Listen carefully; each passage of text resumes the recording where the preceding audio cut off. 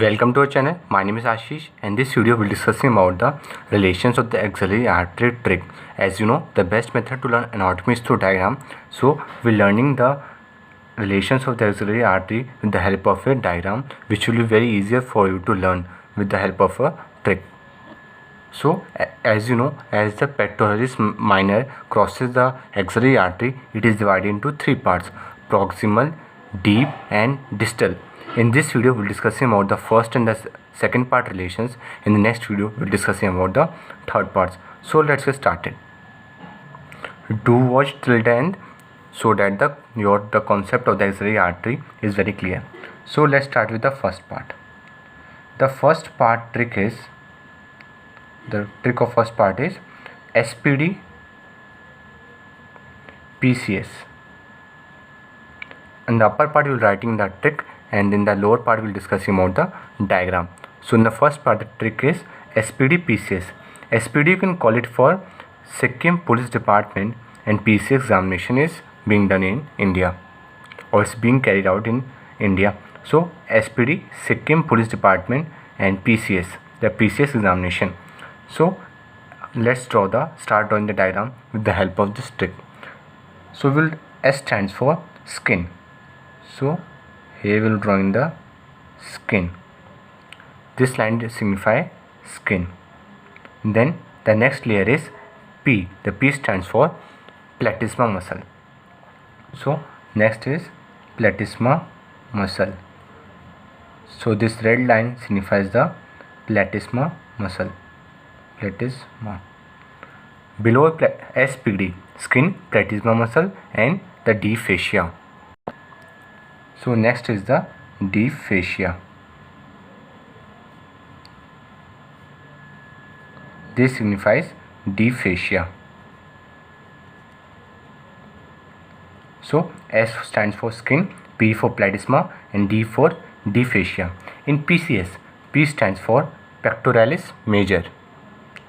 P stands for pectoralis major. C stands for clavipectoral fascia. Clavipectoral fascia. And S stands for subscapularis muscle. Subscapularis muscle. I hope you are now aware of the trick, that is the SPD PCS, skin, platysma, deep fascia. Now we will draw the pectoralis major. So next is the pectoralis major muscle. This is quite a thick muscle, so I am denoting it with a thicker line. So this denotes which muscle? Pectoralis major muscle. All these are coming in the anterior relations of the axillary artery. So this is pectoralis major muscle. Now next is the clavipectoral fascia. So leaving some gap, you have to draw the pectoralis major muscle. Pectoralis major muscle you have drawn. Now leaving some gap, you have to draw the clavipectoral fascia. This is clavipectoral fascia. Now the last one is the subscapularis. So leaving some more gap, you have to draw the not in this. In the second part, subscapularis muscle is there. Here it is serratus anterior. So it stands for serratus anterior. Serratus anterior muscle. So you have to draw the. Now you can just clear the concept, that is PCS stands for pectoralis major, C for clavipectoral fascia and S for serratus anterior. Not subscapularis in the next part that we will be discussing. So let's draw the serratus anterior muscle. So here it is the serratus anterior muscle. As you know, serratus anterior have digitations. Suppose this is the serratus anterior muscle, it has some digitations. So when we will draw serratus anterior cross section, we will find some gap in between. So while drawing the cross section, you have to show the gap between the serratus anterior, which show the different digitations of the serratus anterior. So this muscle is serratus anterior muscle, showing the different digitation through the gap. Now Below this you will find the first intercostal space between the ribs. So these are the ribs with the first intercostal space. This space is first intercostal space with having the intercostal muscle. So there is intercostal muscle in the first intercostal space. Now the outline of the first part is completed. Now what's remaining is to show the axillary artery first part and the different relations that are remaining. By the time we have completed the anterior relations and the posterior relations. Now let's see the other relation by drawing the axillary artery. So below the clavipectoral fascia you have to draw the axillary artery. So this is the axillary artery with the lumen. So this is the axillary artery. Before proceeding further, let me clear you one thing. Suppose this is the axillary artery coming from superior end to the lower, and that is the inferior part. This is the axillary artery. Medial to its always you can note along its entire length the medial relation is formed by the axillary vein. So along its entire length we have the axillary vein. Now what happens is there are different chords of the brachial plexus along the different sides of the artery, that is the axillary artery. And one more thing, we have two nerves named as lateral pectoral nerve and the medial pectoral nerve. Both are connected by this bridge type of communication called the loop of communication between the lateral and the medial pectoral nerve. So this is the lateral pectoral nerve and this is the medial pectoral nerve. They have a communication which lies along the anterior part of the axillary artery. Suppose this is the axillary artery like this, and sides we have the different chords. So it is a loop like this, and we are viewing from the front. So from the front it will be viewed as like this, a loop. So let's draw the structures that we have discussed. So after leaving some gap, we have to draw the axillary vein. So this is the axillary vein. Now we'll show the lateral pectoral nerve and the medial pectoral nerve. So here is the lateral pectoral nerve and here is the medial pectoral nerve, and this is the loop of communication. I have shown you like here. This is the loop of communication between the lateral pectoral nerve and the medial pectoral nerve. So we will label all the arteries and nerves at the end. So this is axillary artery. Medial side we have the axillary vein, but there is a loop of communication between the lateral pectoral nerve and the medial pectoral nerve. In all together we have to discuss 6 nerves in the first part, 4 in the second, 8 in the third, and 5th in the third lower part.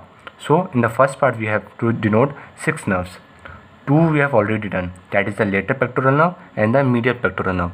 Now the trick for the remaining is the 4 p.m.